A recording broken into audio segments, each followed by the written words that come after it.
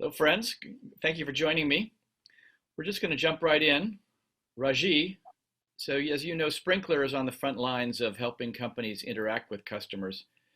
What impact has the coronavirus crisis had on customer care? We are seeing a tremendous impact on customer care because of the lockdown and the virus.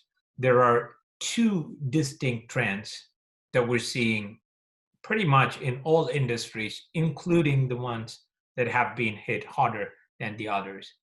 The first trend is that consumers and customers seem to be using modern channels a lot more than they did in the past.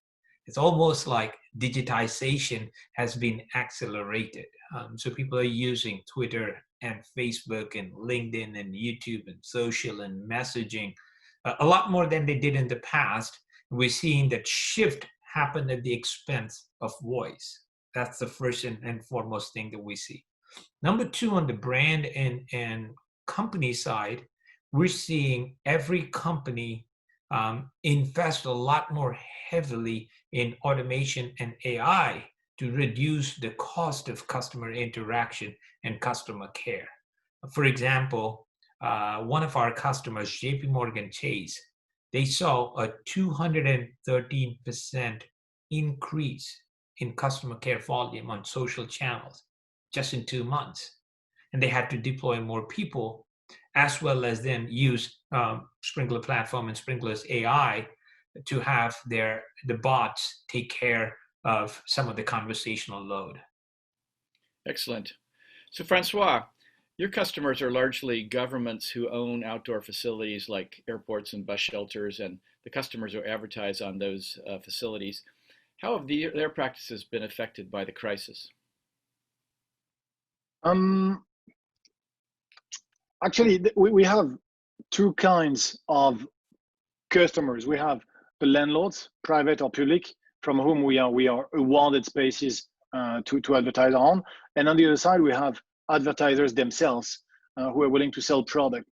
So from the first, they know how JCDecaux operates its assets, and it's been widely used to promote the safety gesture to have when you're outside, when you're meeting people, and how you should behave into this period. We also promoted some additional solutions, like free bike renting for medical people and to help them like moving around cities wherever we operate in more than 60 cities over the world. Um, for advertisers, it was a bit different. There is always this, I would say, panic reaction when you have this kind of crisis. So they shut down everything, go outside of their emotion, and then go back to normal. And most of them were, for the last 3-4 weeks, working on what's coming next, how they should behave, how they could communicate on their services, and how they could leverage a massive network like OH offers all over the world to engage with audiences, which anyway will be back into the streets, transport being another issue, especially air transport. But for most of them, advertisers are coming back with a more adapted message, a more controlled message than they would have done before. But we've been hit very hard. I mean, since you have no audience in the streets, I mean, OH is less relevant, but now all the numbers are showing that it's coming back, and it's a good opportunity for brands to adapt their message and for landlords to use this huge network to keep promoting health and good services all around the cities. Great. Now I'm going to ask you both the same question. As Ragy noted, companies and government agencies are getting a massive volume of direct consumer inquiries and social media posts. How are they coping with this flood of information? Why don't we stay with you, Francois? For all this information, it's a strange moment because once we went lockdown, everything went mobile.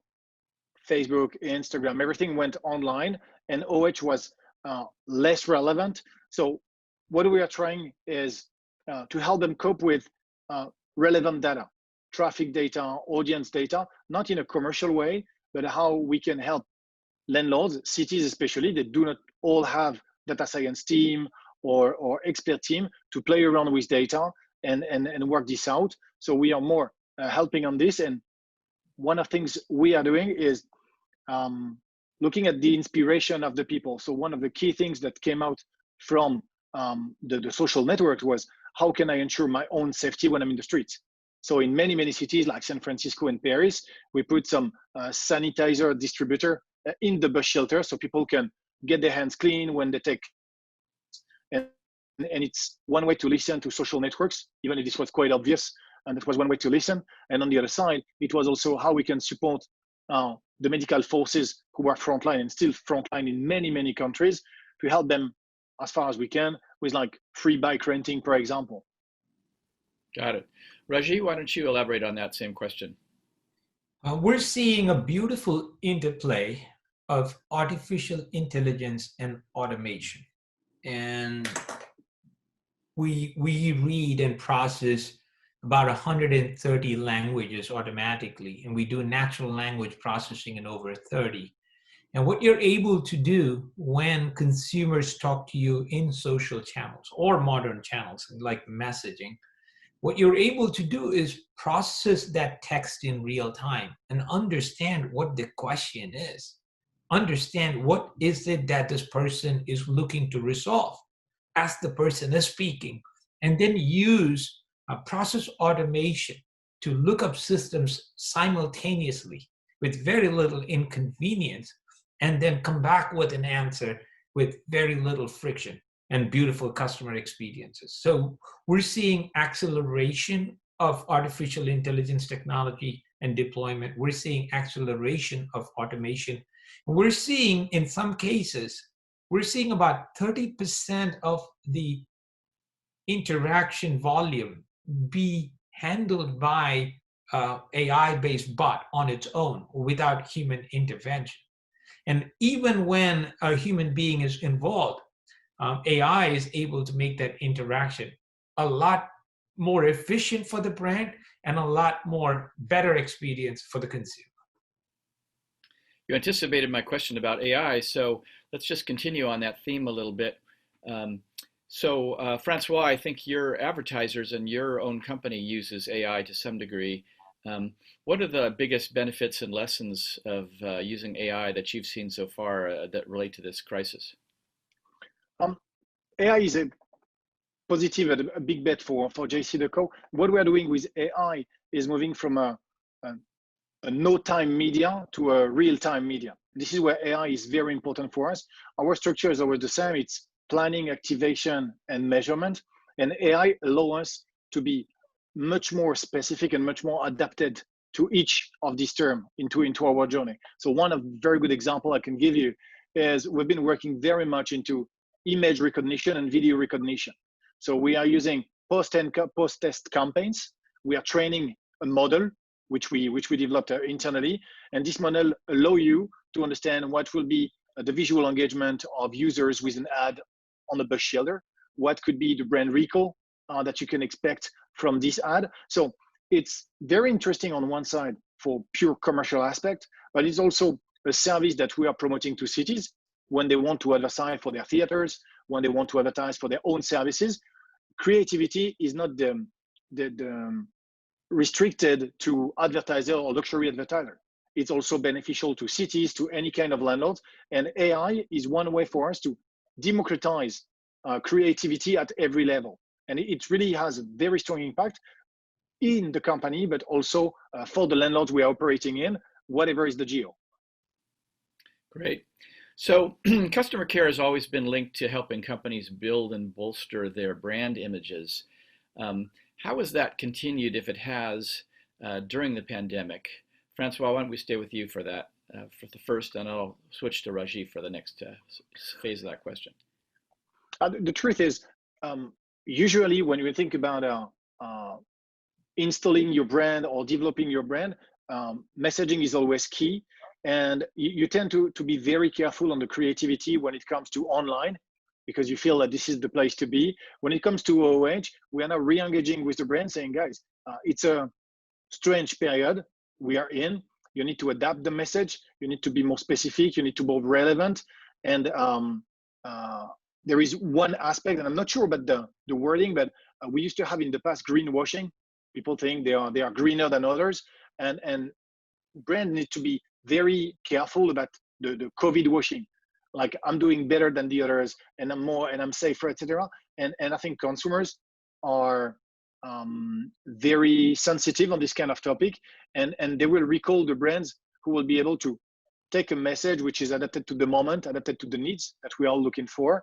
So this is where we are helping them, leveraging our media, also leveraging data to be more specific on who you are going to engage with into that district, into that market, and the kind of message you can work on. And this is linking to AI.